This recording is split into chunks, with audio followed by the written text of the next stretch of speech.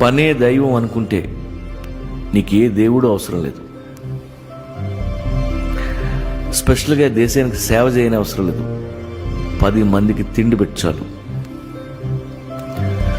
సొసైటీని సీరియస్గా తీసుకోవద్దు. లుచ్చాలు లఫుట్లు తప్ప ఎవరున్నారు అక్కడ?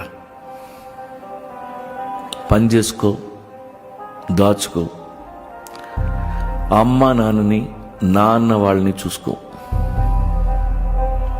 అలా ఆకాశంలోకి చూడు, పక్షులన్నీ మైగ్రేట్ అవుతున్నాయి. ఈ సమ్మర్లో నువ్వు మాత్రం ఇక్కడ ఏం పీక్తావు? వాటిలాగే నువ్వు ట్రావెల్ చేయి. అలా తిరిగిరా. బోల్డ్ ఎంత ప్రపంచం ఉంది. ఎన్నో చూడొచ్చు, ఎందరినో కలవచ్చు. అనుక్షణం బతికితే చాలు, అదే జీవితం. ప్రేమించటం